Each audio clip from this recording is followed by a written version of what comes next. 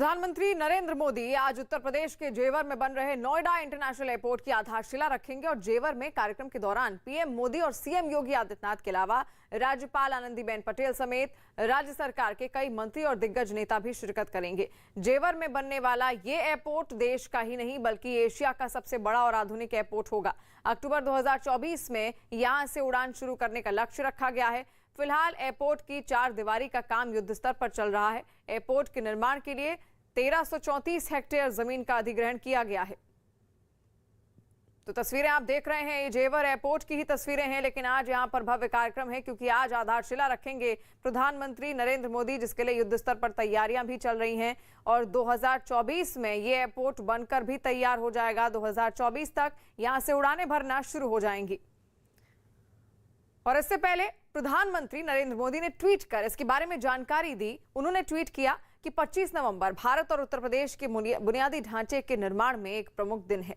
दोपहर 1 बजे Noida international airport का शिलान्यास किया जाएगा। इस परियोजना से वाणिज्य, कनेक्टिविटी और पर्यटन को बहुत बढ़ावा मिलेगा। और जेवर में बन रहे नोएडा इंटरनेशनल एयरपोर्ट की आधारशिला रखने के लिए प्रधानमंत्री नरेंद्र मोदी करीब 12 बजे कार्यक्रम स्थल पर पहुंचेंगे। पीएम मोदी सुबह करीब 11:20 पर हेलीकॉप्टर के जरिए दिल्ली के जेवर के लिए रवाना होंगे। करीब आधे घंटे बाद पीएम जेवर हेलीपैड पर पहुंचेंगे। इसके बाद वो कार्यक्रम स्थल पर जाएंगे जहां प्रधानमंत्री एयरपोर्ट की आधारशिला रखेंगे। इसके बाद वो जनसभा को संबोधित भी करेंगे। दोपहर करीब 1:15 पर प्रधानमंत्री दिल्ली के लिए रवाना हो जाएंगे।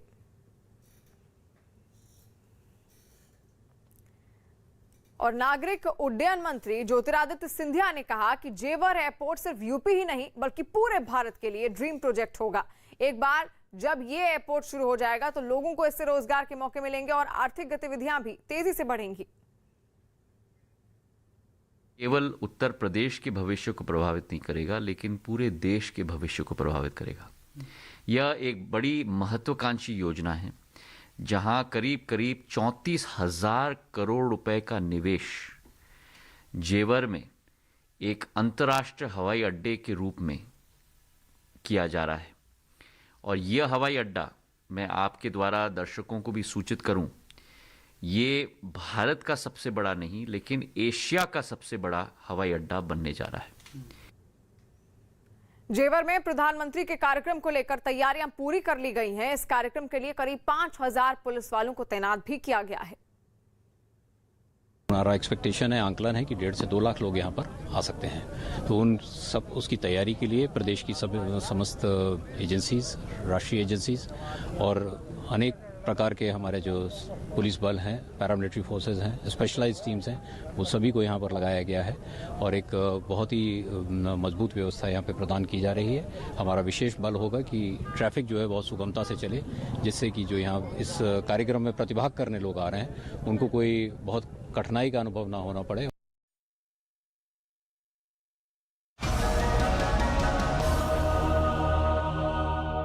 दिल्ली में बीजेपी महिला मोर्चा की कार्यकर्ताओं ने मुख्यमंत्री अरविंद केजरीवाल के खिलाफ मोर्चा खोल दिया। पंजाब में आम आदमी पार्टी ने 2 दिन पहले वादा किया था कि चुनाव जीतने पर महिलाओं को हर महीने 1,000 रुपए दिए जाएंगे, जिसका पंजाब के बजाय दिल्ली में बड़ा असर हो गया। दिल्ली में बीजेपी महिला मोर्चा की कार्यकर्ता सड़कों पर उतर आईं, जिनकी पुलिस से धक्का मुक्की की नौबत आ गई। पुलिस के लगाए बैरिकेड हटाकर प्रदर्शन कर रही महिलाएं आगे बढ़ गईं और पुलिस वाले लाचार दिखने लगे। हाथों से महिलाओं का रास्ता रोकने की कोशिश करने लगे। प्रदर्शन के लिए महिलाएं सड़कों पर उतरी थीं और सुरक्षा में महिला पुलिस नहीं थी, इसलिए प्रदर्शनकारी बेरोक आगे बढ़ते दिखे। थोड़ी दूर पहुंचने के बाद महिलाओं ने सड़क पर ही बैठकर नारे लगाने शुरू कर दिए। बीजेपी का आरोप है कि पंजाब में महिलाओं को हर महीने 1,000 रुपए देने का वादा करने वाली आम आदमी पार्टी की सरकार दिल्ली में महिलाओं की पेंशन तक नहीं दे पा रही। इसी का गुस्सा उतारने प्रदर्शनकारी महिलाएं सड़क पर आ गईं। मुख्यमंत्री आवास की तरफ जो है ये बढ़ने की कोशिश कर रही है महिला कार्यकर्ता। पंजाब की महिलाओं को हर महीने 1,000 रुपए देने का ऐलान खुद अरविंद केजरीवाल ने मोगा में हुई एक रैली में किया था। और त्रिपुरा में 14 नगर निकायों के लिए आज वोट डाले जाएंगे। 222 सीटों के लिए 785 प्रत्याशी मैदान में है। 222 सीटों के लिए 3 तरफा लड़ाई होने की उम्मीद है। चुनाव से पहले हुई हाई वोल्टेज ड्रामा को देखते हुए टीएमसी ने अपने शीर्ष नेताओं को त्रिपुरा भेजा है। बीजेपी ने भी चुनाव में जीत हासिल करने के लिए पूरी ताकत झोंक दी है। टीएमसी की कोशिश अगरतला और पूर्वोत्तर राज्य में अपनी पकड़ मजबूत करने की है, जिससे 2023 में त्रिपुरा के राज्य चुनाव में बीजेपी को पछाड़ने और राष्ट्रीय स्तर पर बीजेपी के खिलाफ एक मजबूत विपक्ष के रूप में उभरने की कोशिश है।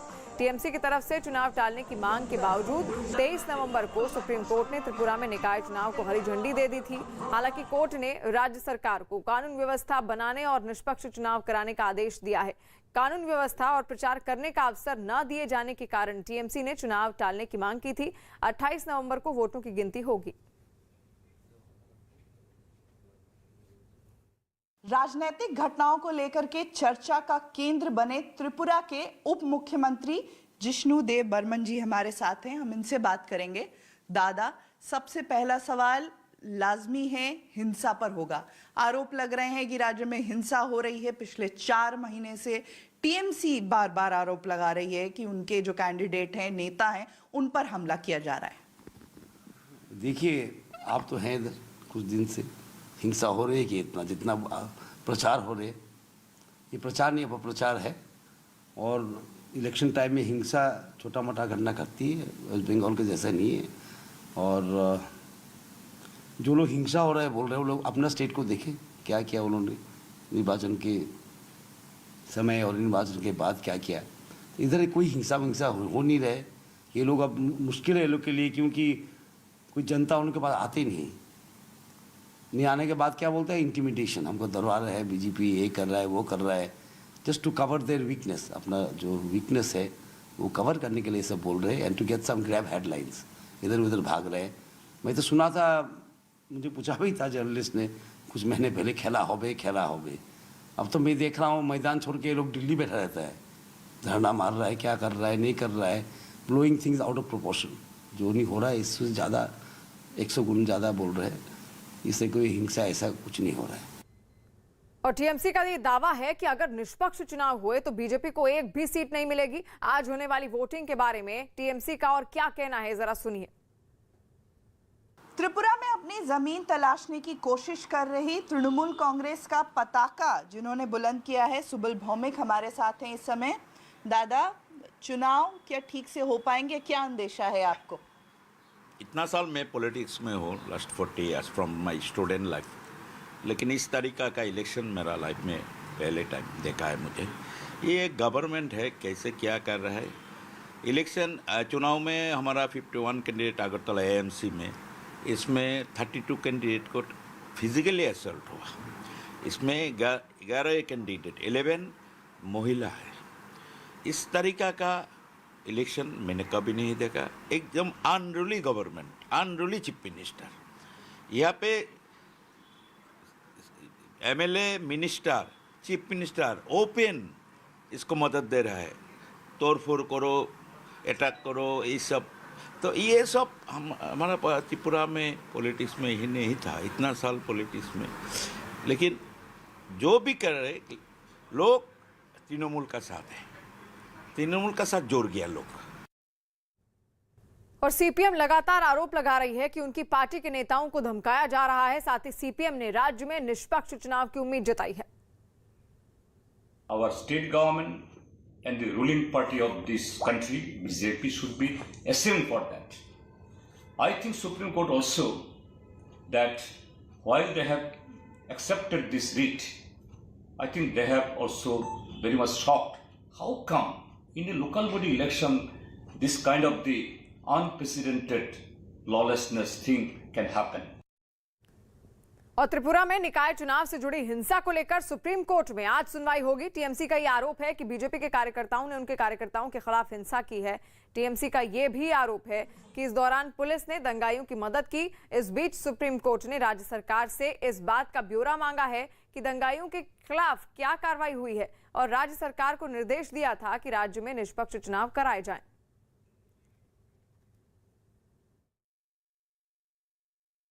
यूरोप में कोरोना के कहर ने एक बार फिर कई देशों को दहशत से भर दिया और वहां की सरकारें कड़ी पाबंदियां लगाने पर मजबूर हो गई हैं।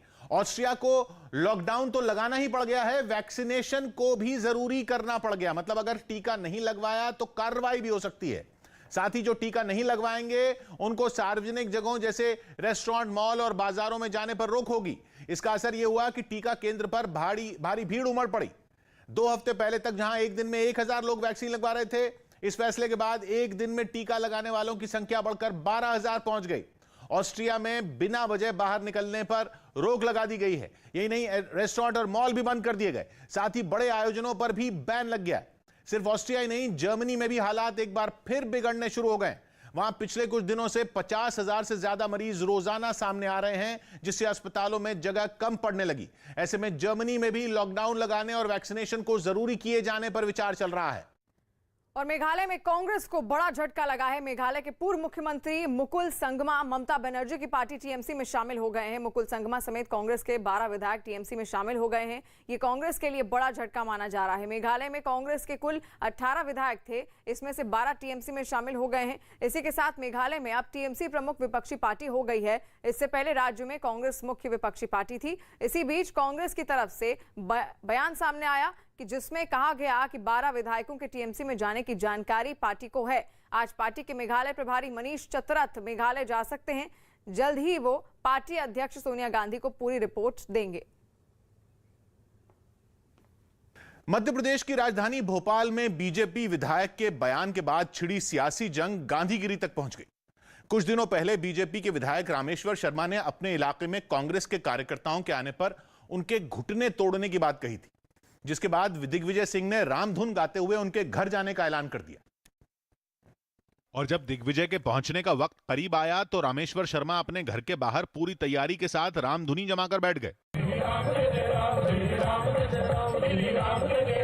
एक तरफ रामेश्वर शर्मा अपने समर्थकों के साथ ही रामधुन गाने वाली मंडली और कई साधु संतों के साथ दिग्विजय सिंह के स्वागत में बैठ गए, तो दूसरी तरफ दिग्विजय सिंह भी कांग्रेस कार्यकर्ताओं की टोली के साथ रामेश्वर शर्मा के घर जाने की तैयारी करते दिखे।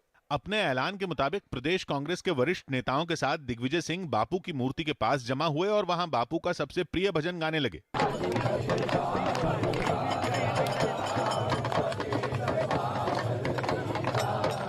इसके बाद कांग्रेस के कार्यकर्ता इसी अंदाज में रामेश्वर शर्मा के घर की तरफ चल पड़े। लेकिन ज़बां पर रामधुन और बापू का प्रिय भजन होने के बावजूद प्रशासन को दोनों तरफ से छिड़े घमासान के सियासी होने को लेकर किसी तरह का संशय नहीं रहा। इसलिए दोनों तरफ की हलचल पर पुलिस और प्रशासन की पैनी नजर बनी रही। और रामेश्वर शर्मा जहां रामधुनी रमाए बैठे थे, उसके बाहर पुलिस ने पहरा सख्त कर दिया। पुलिस ने बीजेपी विधायक रामेश्वर शर्मा के घर को छावनी में बदल दिया। हालांकि दिग्विजय सिंह को चुनौती देने वाले रामेश्वर शर्मा ने ऐलान किया कि राम को नहीं मानने वाले कांग्रेस के नेता अगर वहां आते हैं तो उनका फूल मालाओं से स्वागत किया जाएगा। कि लंकापति रावण भी अगर राम के शरण में आता तो राम उसको स्वीकार करते हैं, तो दिग्विजय सिंह जी हैं। कुछ यही अंदाज दिग्विजय सिंह का नजर आया, जिन्होंने राम और बापू के रास्ते पर चलते हुए बीजेपी को जवाब देने का दावा किया। हमारा विरोध विचारधारा का है, जो हिंसा फैलाएगा हम उसका विरोध अहिंसा से करेंगे। हालांकि दिग्विजय सिंह उस बयान की याद दिलाना नहीं भूले जिससे न केवल विवाद शुरू हुआ था, बल्कि वो बयान सोशल मीडिया पर वायरल भी हुआ। कांग्रेस का आदमी इधर आए तो घुटने तोड़ दो। आखिरकार एक सियासी बयान से शुरू हुआ विवाद सियासी कार्यक्रमों की शक्ल लेकर खत्म हो गया। पुलिस ने रामेश्वर शर्मा के घर की तरफ बढ़ रहे कांग्रेस के नेताओं और कार्यकर्ताओं को रास्ते में ही रोक दिया। और इंग्लैंड के दक्षिणी तट तक बचाव दल की टीम कुछ शरणार्थियों को एक नाव के जरिए लेकर वहां पहुंची और ये बताया गया कि ये लोग फ्रांस से छोटी छोटी नावों के में सवार होकर जा रहे थे और इंग्लिश चैनल पर उसको पार करने की कोशिश कर रहे थे, जिन्हें ऐसा करने से रोक लिया गया और उन्हें इंग्लैंड के दक्षिणी तट तक सुरक्षित लाया गया। इन लोगों में बच्चे भी शामिल रहे, जिन्हें बचाव दल के कर्मचारियों की मदद से ही नाव से उतार लिया गया और फिर वहां से उनके परिवार के साथ भेज दिया गया। इसके पहले फ्रांस से ब्रिटेन जाने की कोशिश कर रहे 31 शरणार्थियों की इंग्लिश चैनल पार करते वक्त नाव डूब जाने से मौत भी हो गई थी। इस घटना पर ब्रिटेन के प्रधानमंत्री बोरिस जॉनसन ने दुख जताया। कुछ घंटों के बाद नौसेना को एक बेहद खतरनाक INS वेला सबमरीन मिल जाएगी। पूरी तरह से भारत में बनी एक ऐसी सबमरीन है जिसके आने की खबर से ही चीन और पाकिस्तान के होश उड़े हुए हैं।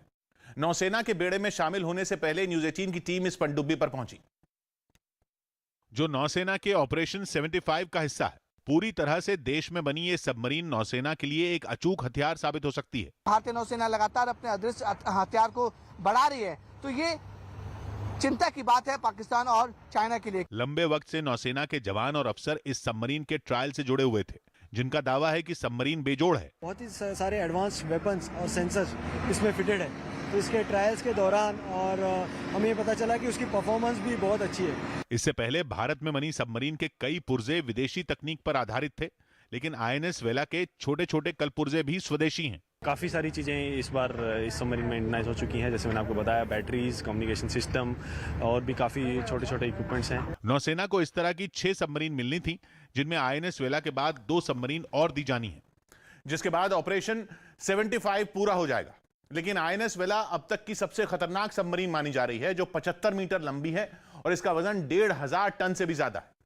एक बार पानी में उतरने के बाद यह सबमरीन 55 दिन तक समंदर में रह सकती है और बिना रुके 1000 किलोमीटर से ज्यादा की दूरी तय कर सकती है। पानी के नीचे रहते हुए इसकी रफ्तार 37 किलोमीटर प्रति घंटा से ज्यादा रह सकती है।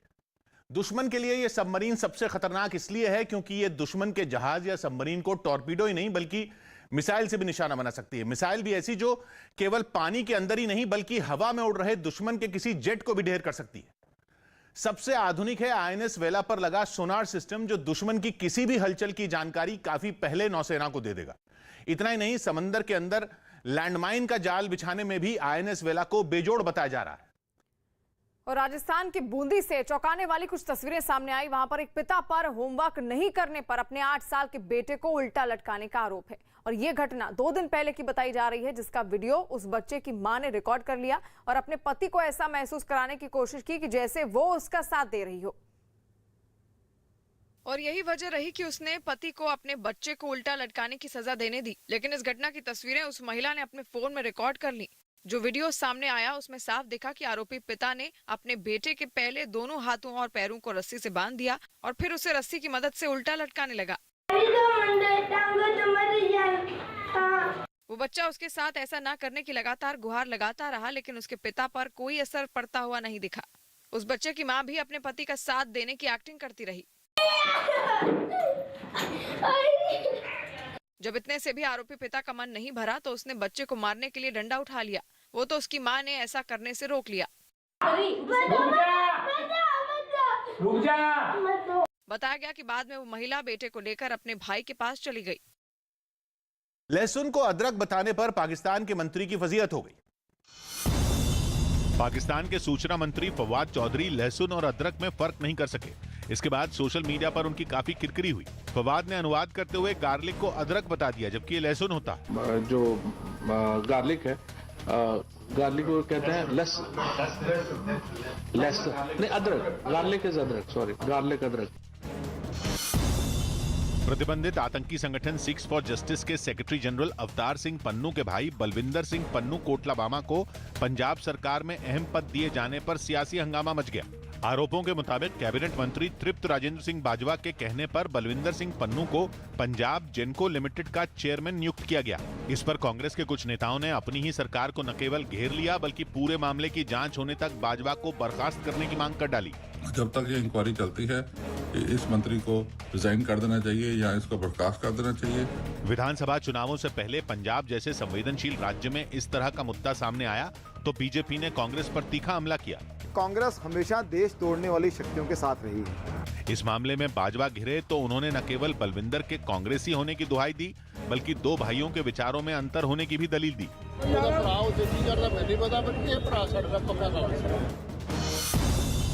भारत और न्यूजीलैंड के बीच सुबह से कानपुर के ग्रीन पार्क स्टेडियम में टेस्ट सीरीज की शुरुआत होगी।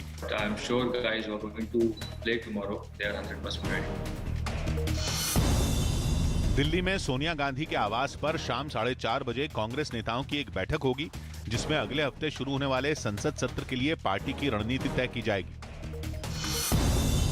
भोपाल से बीजेपी सांसद साध्वी प्रज्ञा सिंह ठाकुर ने आजादी वाले कंगना रनौत के बयान का समर्थन किया। इससे पहले कंगना ने एक इंटरव्यू में बयान दिया था कि देश को असल में 2014 में आजादी मिली। 2014 जब से माननीय मोदी जी आए हैं शासन में, तब से सच्चे अर्थों में मायने लगा है कि लोगों को भारत स्वतंत्र है। और बिहार के सासाराम से हैरान करने वाली कुछ तस्वीरें सामने आई। वहां पर डीएसपी कार्यालय के पास एक महिला ने पुलिस की गाड़ी को रोककर जमकर हंगामा किया। बताया गया कि उस महिला की शादी 2018 में हुई थी। उसने अपने ससुराल वालों पर दहेज प्रताड़ना का आरोप लगाया था और उनके खिलाफ केस कर दिया था और इस मामले में उन लोगों को कोर्ट से जमानत मिल गई, जिसके बाद कागजी प्रक्रिया को पूरा करने के लिए पुलिस उन्हें अपनी गाड़ी से ले जा रही थी। तभी बीच रास्ते में अमृता कुमारी नाम की इस महिला ने पुलिस की गाड़ी को रोक दिया और वहां खूब बवाल हुआ। वो वहीं सड़क पर लेट गई, जिसे संभाल पाना पुलिस वालों के लिए मुश्किल हो गया। वो महिला यही नहीं रुकी, उसने पुलिस वालों के साथ धक्का मुक्की भी की। शोरगुल सुनकर वहां लोगों का जमावड़ा लग गया। बताया गया कि करीब 1 घंटे तक उस महिला का हंगामा चलता रहा, जिसे बाद में जबरन पुलिस वालों को वहां से हटाना पड़ा। ऑस्ट्रेलिया के न्यू साउथ वेल्स से चौंकाने वाली तस्वीरें सामने आई। वहां बिजली पैदा करने वाले एक पावर प्लांट को विस्फोटक लगाकर चंद सेकंड में उड़ा दिया गया। बताया गया कि 1957 में बनाया गया उस प्लांट की गिनती ऑस्ट्रेलिया के सबसे बड़े पावर प्लांट में होती थी, लेकिन 6 दशकों के बाद 2014 में उसे बंद कर दिया गया और अब 7 साल बाद उसे गिरा दिया गया, जिसके लिए पावर प्लांट की 175 मीटर ऊंचाई वाली 2 आसमान छूती चिमनियों के टावर और एक बॉयलर में विस्फोटक लगाकर धमाका किया गया। ऊंचाई से ली गई तस्वीरों में साफ दिखा कि धमाका होते ही जमीन के पास विस्फोटक से चिंगारी निकली और धुआं उठने लगा।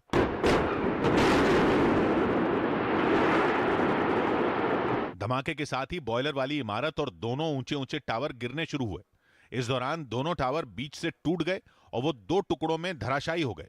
चिमनियों के टावर और बॉयलर की इमारत गिरते ही वहां धूल का ऐसा गुबार उठा कि कुछ देर के लिए वहां कुछ दिखाई देना ही बंद हो गया।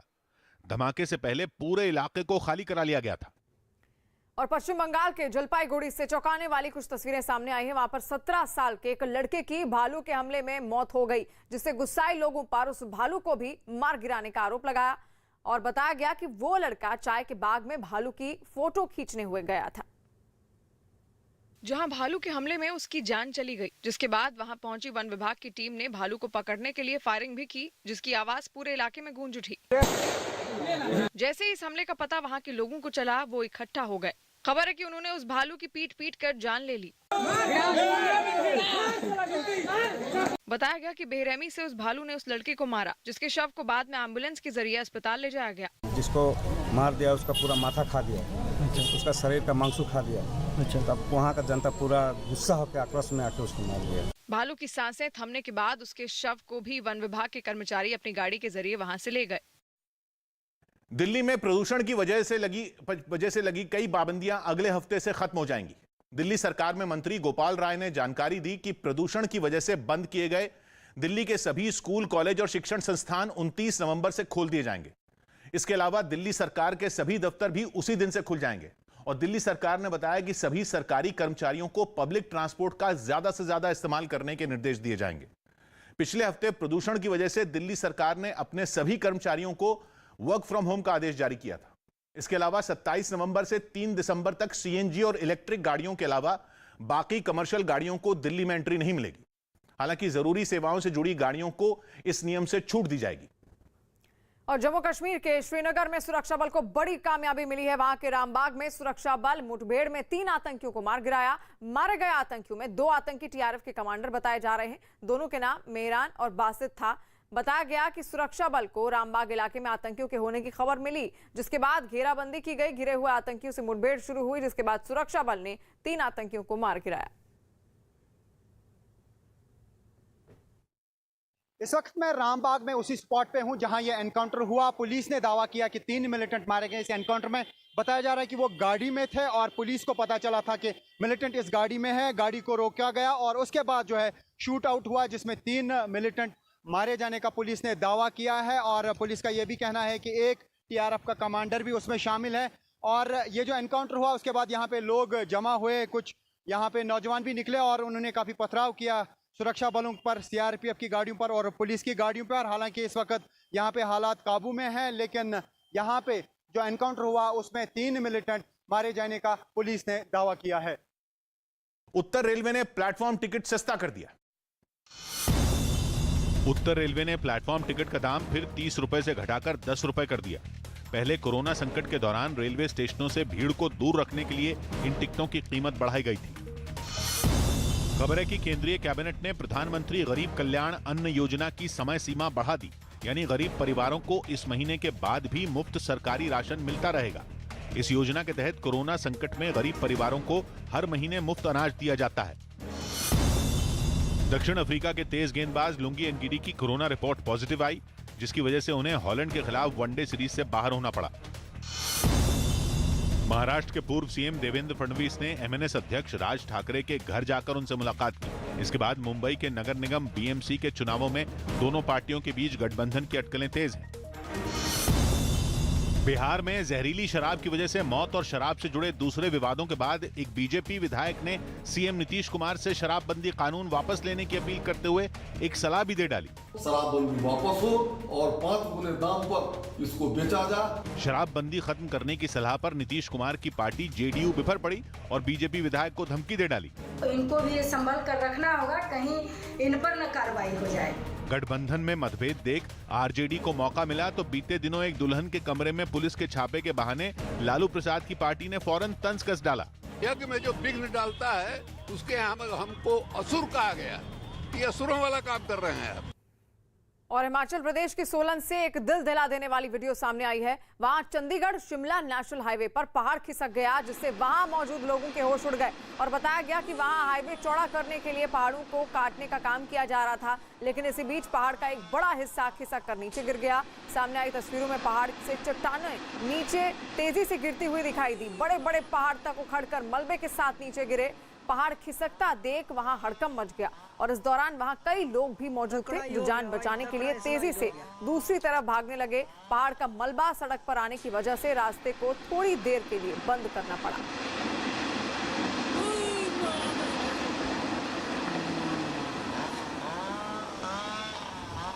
हिमाचल प्रदेश के सोलन की तस्वीरें आप देख रहे हैं। किस तरीके से पहाड़ खिसकने से दहशत का माहौल है। लोग देखिए किस तरह भाग रहे हैं। ये कुदरती आपदा इसको बोला जा सकता है। सोलन की ये तस्वीर है हिमाचल प्रदेश से, जहां पर रोड बनाने के लिए काम चल रहा था, लेकिन अचानक से पहाड़ से मलबा नीचे गिरता है और उसके बाद लोग वहां से भागने की कोशिश करते हैं। अफरा तफरी का माहौल बन जाता है।